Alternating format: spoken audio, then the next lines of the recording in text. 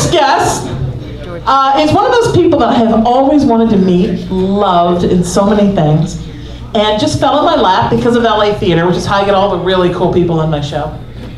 Just instantly loved her. You know when you meet somebody and you think, oh yeah, we're gonna be friends. That's what it was like. And then I was lucky enough to get to see her again when my friends at the Filmmakers Gallery did a screening of The Color Purple, and I did the red carpet interviews.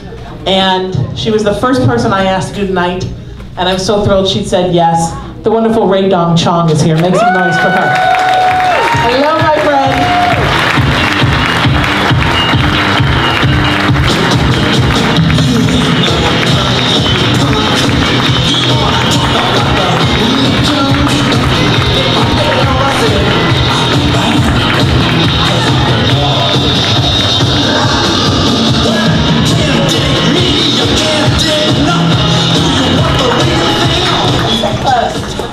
Let's say close. Take that one, or that one, whichever one. Bossy!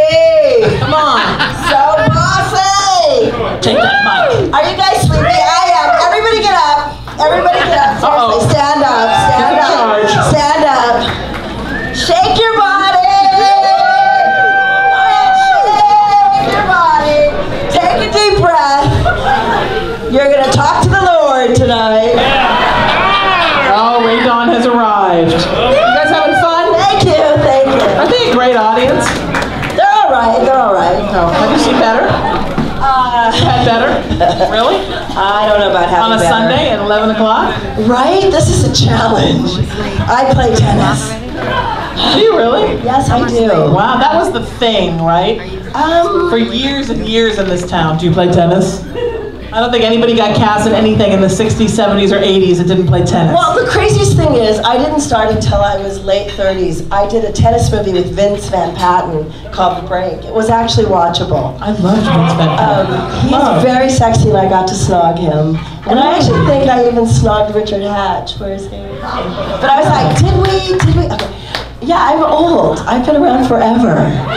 Like I could. Well, I wasn't shocked that you were old. I was just shocked that you remembered had hot love scenes with every gorgeous man that ever lived. Almost every gorgeous How did you get man. so lucky? I know, I don't know. I think it's the hair. I think it's my hair. Is that what it is? Yeah, it's the curls, you know. It drives you mad.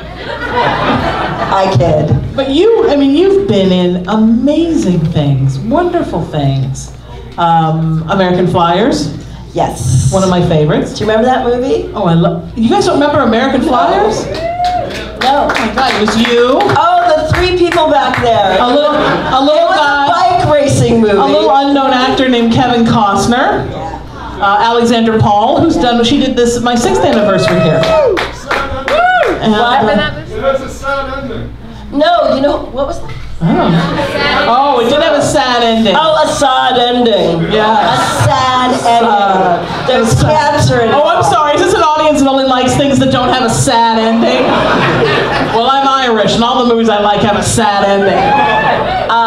And David Marshall Grant, who's I love him. Famous director now Right. and producer. He did Smash. He played your boyfriend. No, he played. I'm Kevin Costner. You were Kevin Costner's wife, actually. Oh, And I mixed them up. I do an 8-second bicycle change, the rear wheel, and it's real. I had bruises. It took me 3 weeks to learn how to jump out of a moving van and change a rear wheel. And 3 weeks on the back lot of Warner Brothers. And I think the reason why I got the part in the movie is because at the day of the audition, my son, I was this woman who looks like me, but a little thinner. But my son was blonde and quite pale, but he was 3. And I didn't have anyone to take care of him. So I brought him with. And he walked into John Badham's office and ran up to piano, and there was a helicopter, and my little beautiful child said, "Oh, is that a helicopter?" And John Badham was like, "This is your little boy?" And I was like, "Yes." And he's like, "She's got the part." Pretty much. All it takes is a helicopter. A beautiful child to say a helicopter. Do you take him on all auditions always now? No, he's 33 and not interested. That was 30 years ago. What? Did you forget till just now? Yes, I did. I often do. I have age dysphoria. Yeah. I look in the mirror and I'm like, who is that lady? I actually do. I see photographs because it's so selfie-ish right now, everywhere you go. And I'm like, oh Live in a my God. selfie-ish time. Yes. Look at those arms. Those are middle-aged arms. Whose are they? They're mine. Oh, I do that too. I see myself in the mirror better than I look when the pictures come out, and I'm like, oh my God. Yeah. I remember once I was staying at my mom's house. I was in college, and I got up in the middle of the night to go to the bathroom, and I turned the light on, and I just saw my body, and I went, huh! I thought my mom had crept in naked and was standing behind me. And then I was like, oh. I know. It is a harsh reality. So then you know where it's going. Right. Because you watch Mom and you think, oh, in 30 years, that's where I'm right behind. Yeah, it's rough. I come from a family of fat phobes, seriously. And my stepmother, I think she's she's very fit. She does dance class 3 times a day, and she doesn't eat that much. She eats. I will say she eats, but she's very fit. And so I grew up going, yeah, no. And she's very blonde, and I was like, yeah, blondes. And then now I actually quite appreciate her. Oh. But I still haven't quite gotten the not eating, going to a lot of classes thing. I'm like, yeah, I eat. You should eat. Yeah, that didn't really go anywhere. Sorry about that. No. I'm glad that you eat. When I eat with friends and they're actresses and they eat, I always say, oh, thank God you eat. Yeah, well. Because there's something a little scary about going your whole life and never eating. It's a little bit like Hogan's Heroes-y, like prison campish. But you know something? I'm always impressed by actors that do watch their caloric intake, like Jada Pinkett. And I watched her on Jimmy Fallon's show, and she got a little bit of whipped cream on her face. That, you know how he makes you do those games? And she said, oh no, you're messing with my calorie count. And it was late at night, and I remember sitting up going, you fucking count calories. This is whipped cream that has grazed your lips. Yeah. I really hate you. That's what I thought, but don't tell anyone. Was she like, oh, that was 0.5 calories. Yes. I must get it off my face. I was thinking, oh my God, and the things I put in my mouth, and I'm like, oh my God, that was a whole. But Jada Pinkett, I mean, she doesn't even look real. I mean, she looks like one of the aliens from Avatar. Like, she never ages, and like, there's no way. I mean, she's constantly fit to the max. Well, every time I see her, I think, oh, and then there's my species. Well, I know.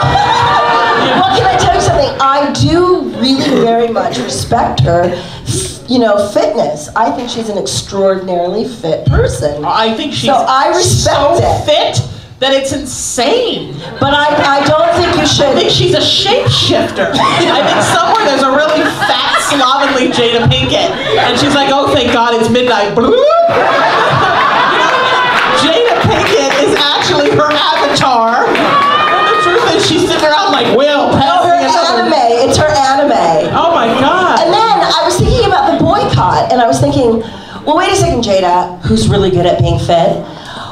Why would you not attend the Oscars because you're mad that we're not in a lot of content? You're mad because we're invisible, but you're not going to attend the Oscars. And I was thinking, I think that doesn't make sense. If I had a husband who was Will Smith, I'd be going to all the Oscars, and I'd buy all the seats at the Oscars, and I would invite all my blackest uncles. Uncle Joey. I would be like the Players Ball. I'd have that hustler uncle, that creepy uncle. I mean, not that they were all that way. I'd have the doctors and the lawyers, and I just have them all my uncles, all my black uncles come to the Oscars. That's what I would do as protest. Yo, you want to see black? Watch this. Boom, boom, boom. Right. Yeah. That's how you protest. You show up. Yeah. Yes. Revolution. I'm so sleepy. I just. No, but I agree with Fuck you. acting. Let's just cause a revolution. Well, yeah, I'm going to boycott so none of the fat actors go. And what's going to be left is like white Barbies and Kens, and they're all nominated. Black Barbies too. No, because they're all protesting. I know, that's the thing. Black Barbie won't They're go. not all protesting, and I think, And I don't remember Black Barbie's name, but Black Ken's name was Brad, because I had him in the 70s. You had Black Brad? I had Black Ken. Do you know Brad Johnson? No. He owns restaurants here. He looks like Black Brad. No, my mother was very about, like, there were too many white people in the world, and I shouldn't just have white toys. No, you I had shouldn't. Black Jesus. You have Black Jesus? I had a Black Jesus, like for Christmas. Jesus was black. I had Black Santa. No. You know, I'm Irish, and we're mentally challenged people of color. I'm really only white on the outside. I'm Irish, and obviously, we're like the inside out of each other. I love you. Oh, I love you too. But where were we? Oh yeah, revolution. Protesting. Protesting. Now, what do you protest? Do you protest anything? Well, what do I stand up for? I stand up for equal pay. Woo! Yeah. Abortion, choice. I stand up for, I want to overturn Citizens United. Yeah. I would like to see a one-pay system. I would like to stop subsidizing oil. I would like to see, pull that subsidies off. I would like to see corporations pay taxes. I would like to see a free college education for all. I would like to see all of the student debt forgiven. Yeah. I would like to see marijuana. I would actually like all drugs to be legal. Me too. Hang on. And taxed. And taxed. And I would like to, obviously, empty out the prisons of all the drug the people that are here for drugs. I would like to have all of their records expunged so they can vote. And that's just the beginning. And stronger sentences for child molesters and rapists.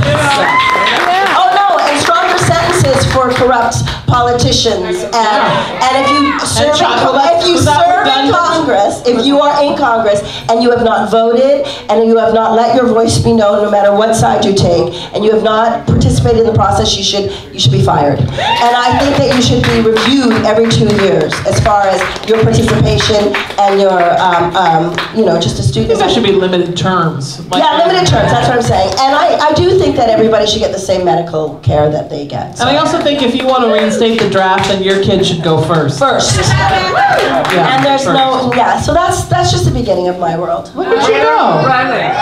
When are you running? Oh, when are you running for president? I know, but I'm Canadian and I have bad credit. Just like Ted Cruz, we were all ready to vote, but it turned out you're Canadian. I'm very How many times is that going to happen to us in 1 year? I'm American, but I was born in Canada. You know, I think like Elizabeth Warren, I would be more effective being a voice. You know, I'm very loud, in case you haven't noticed. And I do like standing up for things, and I have written a show, a television show, and I think I've sold it. I don't know yet because they haven't paid me yet. But I am writing it, and to be a voice like this, and to just be incredibly in your face, and getting in trouble. I do like to, because I'm a biracial, triracial, multiracial piece of work. Thank you sisters who I love out there, you beautiful girls. I'm a quilt. I break all the rules. There are so many rules within the black community, and I break them. But I break them, I think, in a way that's interesting. You know, I don't want to hurt, I love my community, and I think we should have reparations. That's another thing. I think every black person should get paid. Sorry. For those who don't like it, bite me. But I do think there are some social things that are within the community that need to be a little bit pushed against and a little bit altered. And you know, for instance, I recently educated someone that black people can't be racist. It's funny that you don't know that. But a bigot is a bigot. Everybody can be racist. And you shouldn't, you know, a bigot shouldn't be a bigot against bigots because that's bigotry. Right. Yo, I said that.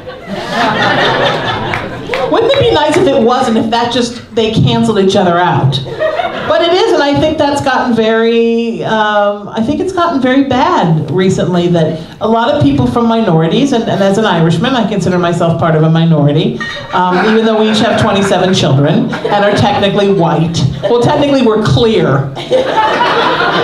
That it's not right to, just because you've been oppressed, you can't oppress other people. Right, or just because you've been abused, you're not abusive, because I've noticed some of the worst abusers and some of the most racist people against me have been my same sex and also people of color. Yeah. So it's crazy. Me too. I've gotten the best jobs and the most money from super white waspy executives. Yeah, I've been the most crazy bullied by people from communities that I'm a part of. Yeah, so stop it. You're fired. No. And then about the big buffoon that is going to maybe possibly, right? We're all moving to Canada if he wins. We're going to go to Canada and live at your house. I know. Your Canada house. And you know what Canada's going to do? No. Thank you. Yes, exactly. Yeah, when it comes to him, it's amazing because it seems like everything he does, it just keeps getting stronger. So what does that say about us in America? So we need therapy.